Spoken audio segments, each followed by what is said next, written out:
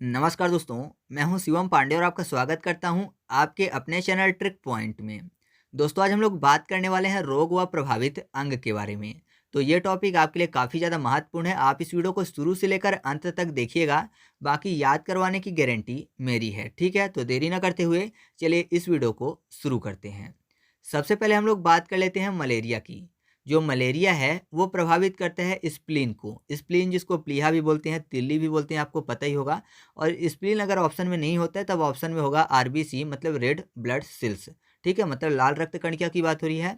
तो सिंपल सा आप ऐसे याद रखिए कि जो मलेरिया होते हैं वो मच्छर के काटने से होते हैं। और मच्छर क्या करते हैं, हमारा खून चूसते हैं लगातार, है ना। जो मच्छर होते हैं हमारा खून चूसते हैं, ये आपको पता है। तो खून चूसते हैं मतलब रेड ब्लड सेल्स चूसते हैं। ठीक है, तो आप ऐसे सिंपल सा आपको ये तो याद हो जाएगा। और यहाँ पर देखिए स्प्लीन में शब्द लिखा हुआ है इसे पिलीन। स्प्लीन इसे पिलीन, तो जाहिर सी बात है खून पी लेते हैं मच्छर या फिर चूस लेते हैं, तो इसे पिलीन फॉर स्प्लीन। तो याद रखिएगा मलेरिया जो है वो स्प्लीन को प्रभावित करता है या फिर आरबीसी को प्रभावित करता है। याद हो गया ना आसानी से। आगे बढ़ते हैं। इसके बाद हम लोग बात कर लेते हैं दमा रोग, क्षय रोग जिसको टीबी भी बोलते हैं, और कुकुर खांसी की। ये प्रभावित करता है फेफड़ा को। तो आपको पता ही है, क्योंकि कभी ना कभी आपकी लाइफ में आपको खांसी तो आई होगी, तो आपको ये चीज़ पता होगा कि खांसी के टाइम पे अगर बहुत ज़्यादा खांसी आती है तो हमारा फेफड़ा दर्द करने लगता है। तो जाहिर सी बात है फेफड़ा दर्द करता है तो फेफड़ा को ही प्रभावित करता होगा। तो आपको ऐसे आसानी से याद हो जाएगा कि दमा, क्षय रोग यानी टीबी और कुकुर खांसी किसको प्रभावित करता है, फेफड़े को प्रभावित करता है। क्योंकि यहाँ पर जो टीबी शब्द लिखा हुआ है मतलब क्षय रोग, टीबी में भी खांसी ही आती है, तो ये तो आपको पता ही है। और दमा मतलब दम फूलना टाइप का, दम फूलना जो कि सांस से संबंधित है अर्थात फेफड़ों से ही संबंधित है। तो आपको ये भी याद हो चुका है कि दमा, क्षय रोग और कुकुर खांसी ये फेफड़े को प्रभावित करते हैं। ठीक है, इसके बाद बात करते हैं फ्लू की। जो फ्लू है ये प्रभावित करता है श्वसन तंत्र को।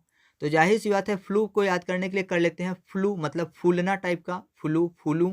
तो फूलता है क्या, सांस फूलता है, तो सांस फॉर श्वसन। तो याद रखिएगा कि जो फ्लू है वो किसको प्रभावित करता है, श्वसन तंत्र को प्रभावित करता है। ठीक है, इसके बाद हम लोग बात कर लेते हैं ट्राइकोमा की, जो कि आँख को प्रभावित करता है। ये काफ़ी ज़्यादा महत्वपूर्ण है। और साथ ही साथ एक है ग्लूकोमा, ये भी आँख को प्रभावित करते हैं। तो सिंपल से याद करने के लिए ऐसा समझिए कि जो कॉमा शब्द लिखा हुआ है, कोमा शब्द लिखा हुआ है ना, उसको कर लेते हैं कॉमा। और अगर मैं छोटा सा एक कार्टून बनाऊँ स्क्रीन पे, तो देखिए इस स्क्रीन पर जो कॉमा लगा रहा हूँ मैं, उस कॉमा से आँख बन जा रही है ना।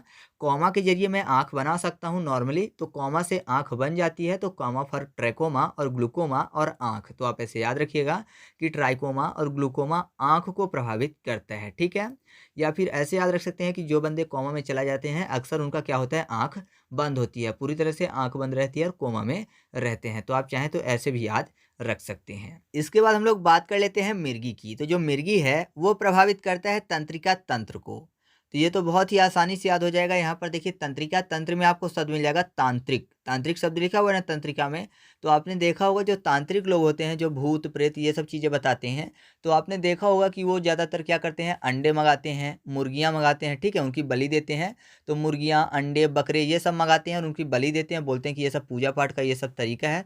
तो आपने देखा होगा ये चीज़ें। तो मुर्गियाँ भी मंगाते हैं, मुर्गी फॉर मिर्गी कौन मंगाते हैं, तांत्रिक। तो आप ऐसे याद रखिएगा कि मिर्गी जो है वो किसको प्रभावित करती है, तंत्रिका तंत्र को प्रभावित करती है। ठीक है, इसके बाद हम लोग बात कर लेते हैं अगले पॉइंट की। तो अगला है पोलियो, जो कि प्रभावित करता है तंत्रिका तंत्र को ही। तो यहाँ पर देखिए पोलियो में पोल शब्द लिखा हुआ है और यहाँ पर तंत्रिका तंत्र में फिर से तांत्रिक शब्द लिखा हुआ है। तो जो तांत्रिक लोग होते हैं तो आपको पता है कि इनकी एक ना एक दिन पोल खुल ही जाती है। ठीक है, और जेल चले जाते हैं तो पोल खुल जाती है तांत्रिकों की। तो आप ऐसे याद रखिएगा कि जो पोलियो है किसको प्रभावित करता है, तंत्रिका तंत्र को प्रभावित करता है। ठीक है, इसके बाद हम लोग बात कर लेते हैं निद्रा रोग की। जो निद्रा रोग है वो प्रभावित करता है मस्तिष्क को। तो यहाँ पर देखिए निद्रा मतलब नींद की बात हो रही है, जिनको बहुत ज़्यादा नींद आती है उसकी बात हो रही है। तो ये मस्तिष्क को प्रभावित करता है। तो जाहिर सी बात है जब हमको नींद आ जाती है तो हमारा दिमाग शांत हो जाता है ना। नींद आने के बाद क्या होता है, हमारा दिमाग बिल्कुल शांत हो जाता है।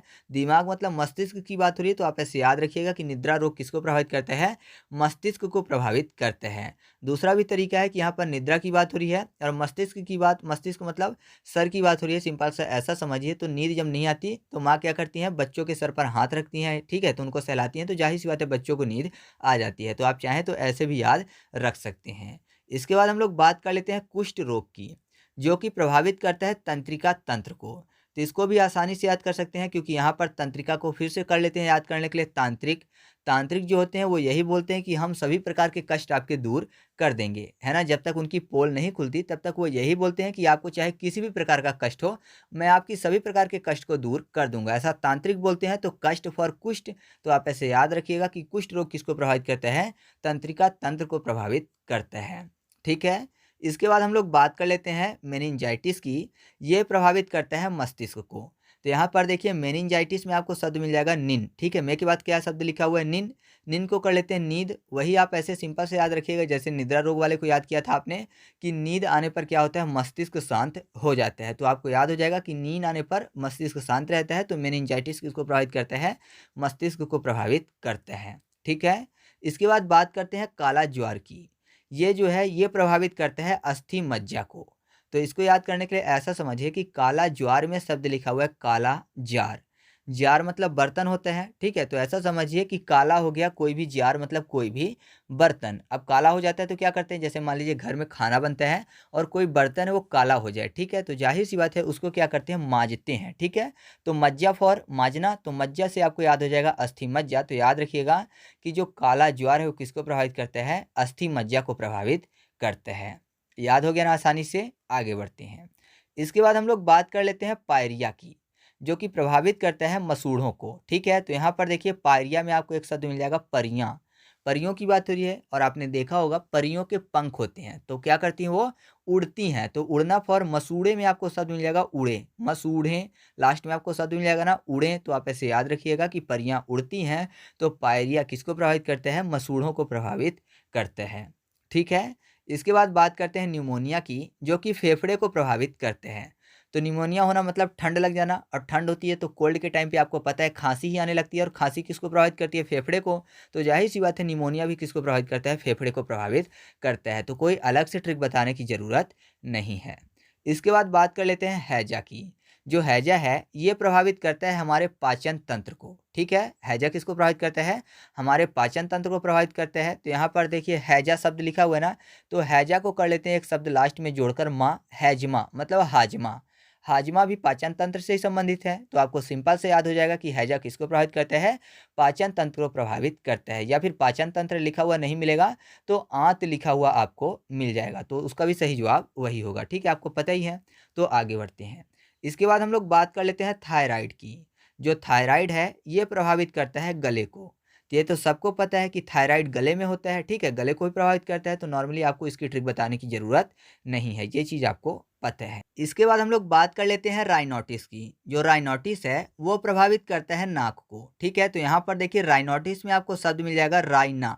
याद करने के लिए कर लेते हैं रायता। ठीक है, और नाक से रिलेटेड तो रायता आपको पता है, अगर आपने रायता खाया होगा तो रायता में अगर राई डाली जाती है, जो राई वाला रायता बनता है, तो क्या करता है, जैसे लौकी हो गई, खीरा हो गया, इसका जो रायता बनता है तो उसमें क्या होता है, वो नाक तक प्रभावित करता है। अगर कोई रायता खाता है तो राई की जो झार होती है वो पूरी नाक तक आती है। तो आप ऐसे आसानी से याद रखिएगा कि राइनोटिस जो है किसको प्रभावित करते हैं, नाक को प्रभावित करता है। याद हो गया ना। इसके बाद हम लोग बात कर लेते हैं गलसुआ की, जो कि प्रभावित करता है लार ग्रंथि को। ठीक है, तो यहाँ पर देखिए गलसुआ की बात हो रही है ना, तो गलसुआ में एक शब्द में आपको मिल जाएगा सुआ। सुआ मतलब क्या होता है, पैरेट मतलब तोता, कहीं कहीं सुग्गा भी बोलते हैं। तो सुआ यानी पैरेट की बात हो रही है। और पैरेट क्या करता है, आपको पता है जो भी फ्रूट होते हैं पके हुए होते हैं तो उनको खाता है। तो जब छोटे बच्चे देखते हैं उसको तो जाहिर सी बात है उनके भी मुंह में लार आ जाता है। ठीक है, तो आप ऐसे याद रखिएगा कि सुआ को देख के यानी पैरेट को देख के लार आ जाता है मुंह में, तो आपको याद हो जाएगा कि गलसुआ किसको प्रभावित करता है, लार ग्रंथि को प्रभावित करते हैं। याद हो गया ना। आगे बढ़ते हैं। इसके बाद हम लोग बात कर लेते हैं टिटनेस की। ये प्रभावित करता है तंत्रिका तंत्र को। तो यहाँ पर देखिए तंत्रिका तंत्र में एक शब्द, तंत्रिका में एक शब्द आपको मिलेगा टी, क्योंकि टी से स्टार्ट हो रहा है, तंत्र भी टी से स्टार्ट हो रहा है। और टिटनेस में भी आपको शब्द मिल जाएगा टीट, मतलब दो टी, तो टी फॉर तंत्रिका और टी फॉर तंत्र। तो याद रखिएगा टिटनेस किसको प्रभावित करता है, तंत्रिका तंत्र को प्रभावित करते हैं। ठीक है। इसके बाद बात करते हैं रेबीज की। तो रेबीज प्रभावित करता है नर्वस सिस्टम को, मतलब तंत्रिका तंत्र को ही, लेकिन इंग्लिश में याद करेंगे नर्वस सिस्टम। तो ऐसा समझिए कि जो रेबीज होता है किससे होता है, कुत्ते के काटने से। तो अगर किसी को कुत्ता एक बार काट लेता है तो दोबारा जब कुत्ता उसके पास आता है ना, मान लीजिए कहीं जा रहा है तो एकदम कुत्ते के पास से गुजरा तो पूरी तरह से नर्वस हो जाते हैं। ठीक है, तो आप ऐसे याद रखिएगा कि रेबीज किसको प्रभावित करते हैं, नर्वस सिस्टम को प्रभावित करते हैं। याद हो गया आसानी से। आगे बढ़ते हैं। इसके बाद बात कर लेते हैं डिप्थीरिया की, जो कि प्रभावित करता है श्वास नली को। तो यहाँ पर देखिए डिप्थीरिया की बात हो रही है और डिप्थीरिया में आपको शब्द मिल जाएगा डीप। डीप से संबंधित एक शब्द होता है और सांस से संबंधित भी डीप ब्रेथ बोलते हैं। टेक अ डीप ब्रेथ मतलब गहरी सांस लेना, तो take a deep breath, deep मतलब डिप्थीरिया और ब्रेथ मतलब सांस। तो आप ऐसे याद रखिएगा कि डिप्थीरिया किसको प्रभावित करता है, श्वास नली को प्रभावित करता है। ठीक है, आगे बढ़ते हैं। इसके बाद हम लोग बात कर लेते हैं पीलिया की। जो पीलिया है वो प्रभावित करता है लीवर को। तो यहाँ पर देखिए एक तरफ पीलिया शब्द लिखा हुआ है, दूसरी तरफ लीवर शब्द लिखा हुआ है, पीलिया लीवर। तो इसकी एक ट्रिक मुझे याद नहीं आ रही नॉर्मली, तो फिलहाल ऐसे याद कर सकते हैं मेरे ख्याल से कि यहाँ पर देखिए लीवर में आपको शब्द मिल जाएगा लवर, लीवर लवर। ठीक है, और जो पीलिया शब्द है इसमें आपको एक शब्द मिल जाएगा पी लिया, मतलब पी लेने की बात हो रही है। पी लिया, पी लेने की बात। और लवर तो आपने देखा होगा कि जो लवर होते हैं अगर वो लव में फेल हो जाते हैं तो नॉर्मली आपने देखा होगा फिल्मों में कि वो फिर पीने लगते हैं, मतलब शराब पीने की बात हो रही है, वाइन पीने की बात। तो आप ऐसे याद रख सकते हैं कि पीलिया किसको प्रभावित करता है, लीवर को प्रभावित करता है। ठीक है, और इसी से संबंधित एक और रोग है, मतलब लीवर से ही संबंधित, वो है हेपेटाइटिस। ये भी लीवर को ही प्रभावित करता है। तो ऐसे याद रखिएगा कि अगर कोई लवर है, उसने लव में पी लिया, जाहिर सी बात है फेल हो गया तो पी लिया, अब पी लिया तो उसकी पिटाई भी होगी। पी के अगर किसी को उल्टा सीधा बोलेगा तो पिटाई होगी। तो पिटाई फॉर हेपीटा, हेपीटा फॉर हेपेटाइटिस आपको याद हो जाएगा। तो आप ऐसे याद रखिएगा कि हेपेटाइटिस किसको प्रभावित करता है, लीवर को प्रभावित करते हैं। ठीक है, तो आपको ये दोनों भी याद हो चुके हैं। इसके बाद हम लोग बात कर लेते हैं दृष्टि दोष की। तो ये तो आपको पता ही है, दृष्टि से संबंधित है, मतलब आँख से संबंधित है। तो आपको इसकी ट्रिक बताने की ज़रूरत ही नहीं है कि दृष्टि दोष आँख को प्रभावित करते हैं। इसके बाद हम लोग बात कर लेते हैं ब्रोंकाइटिस की। जो ब्रोंकाइटिस है वो प्रभावित करता है फेफड़े को। ठीक है, ब्रोंकाइटिस किसको प्रभावित करता है, फेफड़े को प्रभावित करता है। तो यहाँ पर देखिए ब्रोंकाइटिस में आपको शब्द मिल जाएगा, ब्रो मतलब भाई की बात हो रही है, और काइटिस में आपको शब्द मिल जाएगा कार्टिस या फिर काइट शब्द।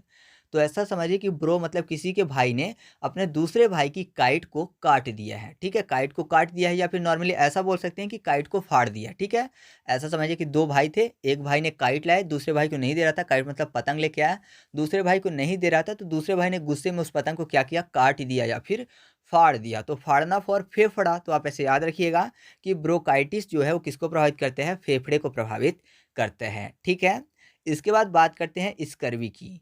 तो जो स्कर्वी है वो प्रभावित करता है मसूड़ा को। तो इसकी ट्रिक बताने की जरूरत नहीं है, आपको पता ही है, स्कर्वी जो है मसूड़े को प्रभावित करते हैं। और एक और बचता है चेचक या फिर खसरा।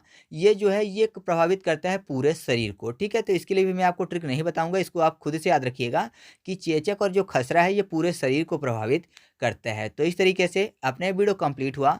आप कमेंट करके ज़रूर बताइएगा कि आपको वीडियो कैसा लगा, और अगर आपको चीज़ें याद हो रही हैं तो आप कुछ क्वेश्चन के उत्तर भी कमेंट करके बताइएगा। ठीक है, तो आपकी स्क्रीन पर कुछ क्वेश्चन दिख रहे हैं, उनके उत्तर आपको कमेंट करके बताना है। वीडियो अच्छी लगी तो वीडियो को लाइक कर दीजिए और अपने दोस्तों के साथ भी शेयर कर दीजिएगा। तो चलिए मिलते हैं अगले वीडियो में, तब तक के लिए जय हिंद।